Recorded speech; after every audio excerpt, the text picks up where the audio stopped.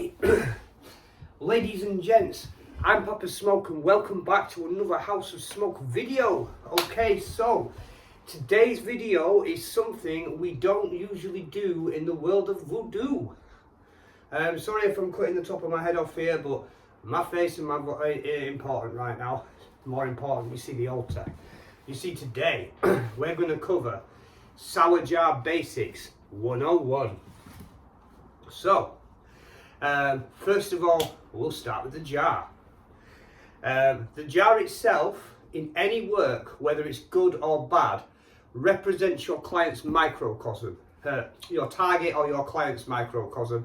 So in benevolent work like prosperity jars or honey jars, that's your client's microcosm. In dark work where you're targeting someone specifically, that's your target's microcosm, yeah? That's what it represents.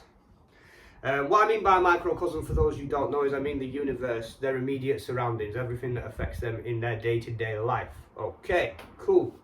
Yeah? So,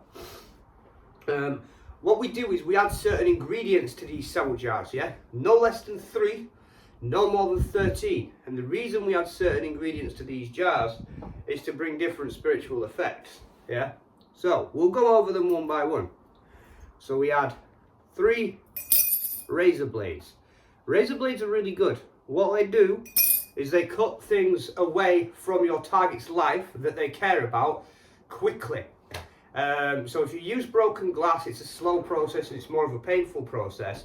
But if you use razor blades, you can cut things they care about out of their life quickly, which can impact them a little more. And for those people out there that want to see results now, razor blades are always preferable to broken glass. If you want to see your target suffer though, use broken glass or use broken glass and razor blades. Okay, so 9 nails, yeah?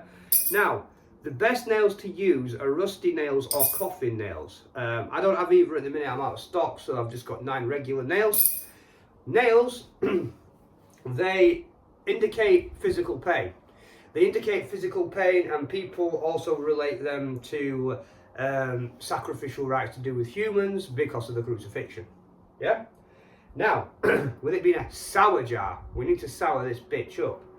So, vinegar is always good to add to a sour jar. Put loads of that bad boy in there.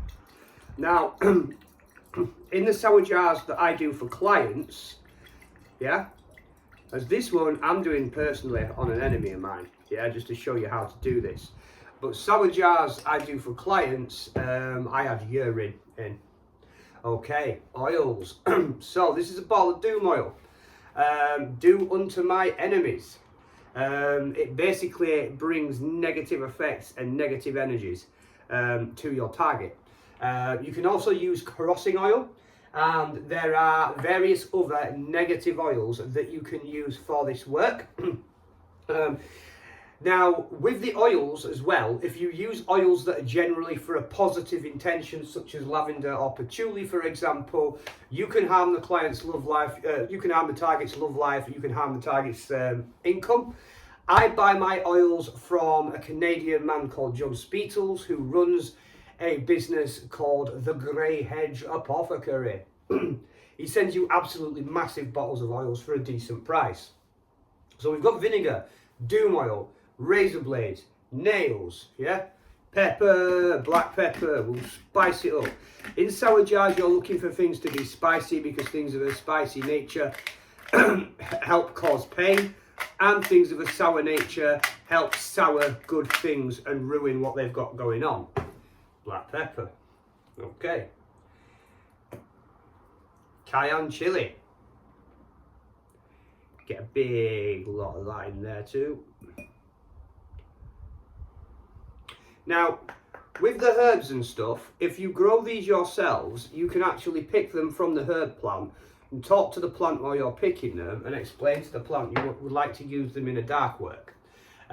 It's always good to respect the spirits of the plants you're working with. These ones I just bought from a store. Smoked paprika, because we're going to smoke these fools. And bird's eye chili flakes. Feeling hot, hot, hot.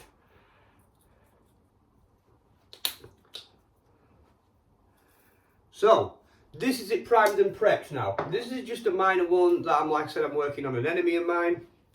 I'm not going to name and shame the enemy, and you're not going to see their name on the petition. This work is governed by the law of concealment, but again, it's just for demonstration purposes anyway, so if my enemy sees this video and it becomes undone, I care not. For clients though, I won't record these. And for clients, I do things like add urine, not just doom oil, I'd add crossing oil, and I'd also add black muss oil that's created by Grey Hedge. Black muss oil itself draws in negative spirits, so you can have your enemy possessed in that way. Yeah? So now we've got our ingredients in, yeah? We've got nails for pain, we've got razor blades to cut away things that are important to them. We've got the herbs and spices to hot it up, and we've got the vinegar to make it sour, yeah? Now we prepare the petition. So in voodoo, we draw a veve, yeah? In demonolatry or goetia, you may want to draw a sigil. Good demon I recommend for this work, Abaddon, because he controls the doorways to the dead. Yeah, you see, sour jars don't just have to be hoodoo or voodoo. You can work them with hoodoo, you can work them with voodoo like I've got here, which is why I've got a veve. You can work them with demonolatry, which is why I suggested Abaddon, but any demon that's got a baneful streak can also be petitioned to work this. Or if you don't serve deities, yeah, any deity, by the way, with a mean streak can be petitioned to work these. But if you don't serve deities, you can conjure up your negative feelings of hate, disgust, depression, and everything like that, as well as working with the spirits of the herbs and the ingredients, yeah? And you can just work with those in the sort of like natural raw session. So, on one side of your petition, you will have the veve or the sigil. If you're not working with the deity, you do not need a veve or a sigil. On the next side, you'll have your petition. You see how that's prepared there? So we've got target name 5 times, intention across that 7 times. The intention must always overpower the target name, yeah? So the petition I prepared earlier, not showing you the back of this one because I don't want privacy complaints from the people it's about. This one, yeah, and this is going to sound strange, but you fold it up 7 times. I guess 7's not a lucky number for everyone, eh? 2, 3, 4, 5, 6, 7. And we dump that in there too. Now, you might be asking me, why the red and black candles, Papa Smoke? Well, red and black are the voodoo colours for war. So let the thunder roll and let the bodies hit the floor. Yeah? Got a red lid on this jar too. I specifically chose a jar with a red lid. Yeah? And there are 2 ways you can prep this work. I'm going to show you 2 ways you can prep this work. The next process is called making it good and hot. But before we do that, we want to make some offerings. So, as you guys know, I'm on a sobriety kick and I'm taking a hiatus from getting drunk. So I haven't got rum today. I've got hot, sweet black coffee as the drink libation type offering.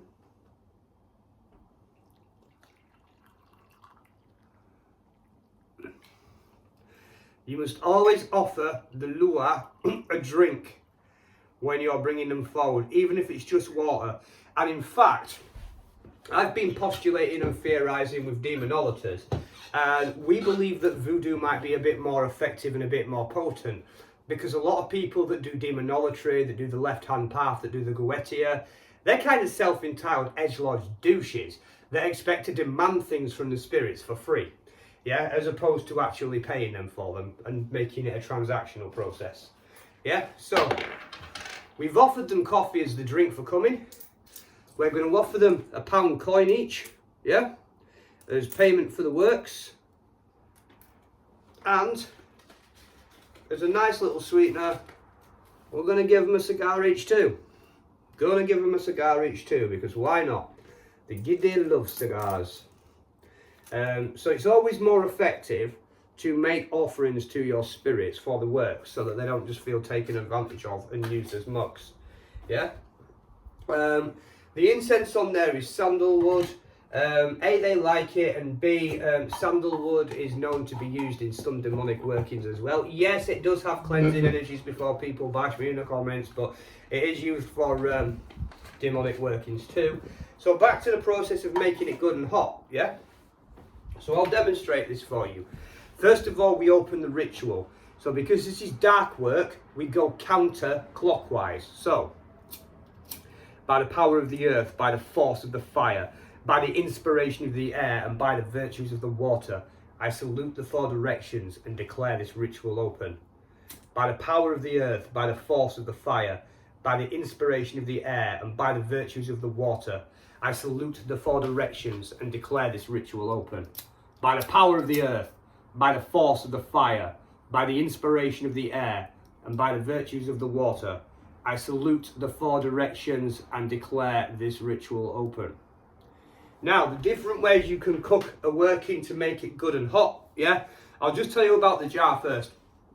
Some people, yeah, drip black wax around the jar to make a seal, yeah, in order to keep the dark energies in, which I'll do for you now.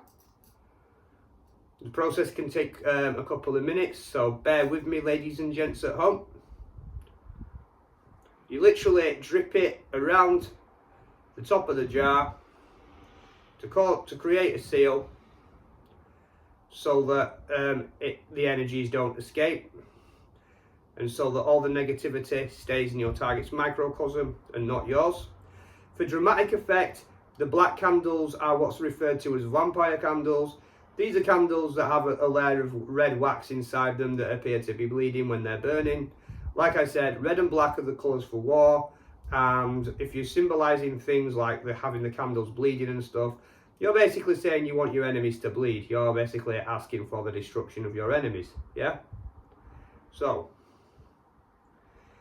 you create a seal to keep the darkness in. This keeps the work potent. It's not necessarily needed, yeah? Your work will manifest without this doing, but it does keep it potent because it keeps the energies locked in, stops anything escaping, yeah? So as you can see, started to do it there, yeah? Like I said, this is just an example, so I'm not really going to finish that. I was just showing you the process of creating a seal, and that's how it looks once you've created it. You can see the black there. So, one of the processes of making the work good and hot, yeah, is you conjure up images of your enemy's face and their demise, yeah, and you run the jar through the candle flame, yeah. So you visualize what you want to happen to your target. You run the jar through the candle flame, and what you're doing is looking for the jar to go a nice layer of black all around it. Don't accidentally put your candle out though, like I just did, because you'll have to relight it. You don't just have to do it on the black one either. You can do it on any candle, so I'll do it on this one closer to me, be easier. Yeah. So this is the process, and what happens when you run your jar through the glass and turn it like this, yeah, you're kind of making it all blackened, yeah, and what you're looking for is for the jar to be a nice burnt shade of black all the way around, so that it's cooked until it's good and hot.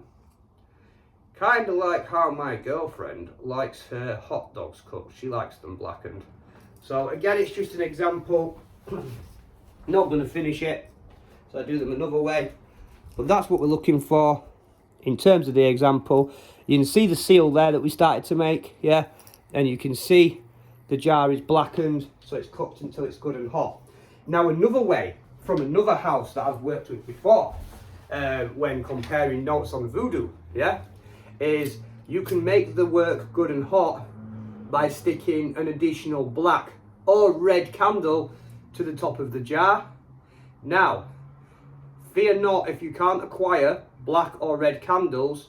You can use a white candle, because white is a blank or neutral intention and can be used as any intention, yeah? Now, what we do now is we go, Maman Brigitte, Baron Samedi, hear me. I come before you today for a work of destruction, for a sour jar work, for a work of interference and foppery. Please bring your wrath upon the person named on the petition. Please ruin them financially, physically, psychologically, emotionally, and romantically. Take everything that they care about from them and leave them with nothing. Sour their whole world and make them wish they were never born. Yeah, as payment for this, I offer you the heat and light from the candles. I offer you the coffee. I offer you the cigars. I offer you the pound coins. And I offer you incense. Much love and respect. Thank you for standing by me and punishing this fool. I bubunduwa. Kuakite. You don't have to use those exact words. You can say something similar, or you can say it in Creole. Don't pay mind to racist people that say you have to use Creole for this. This is a way that certain people gatekeep voodoo. In actuality, the deities of voodoo speak all languages. So you could say it in English, Spanish, French, Creole, Italian, German, Swahili, in any language you want. Any language you want, because the Lua understand all languages. Yeah. What I'll do off camera as well, I can't do it for copyright reasons, is I will play the music. So I usually play Baron Samedi and Maman Brigitte some music that they like. Yeah. And then I usually play intention music, like angry music that's talking about war and stuff like that and destroying your enemies. Such as Drowning Pool, Let the Bodies Hit the Floor, for example. That's a really good one.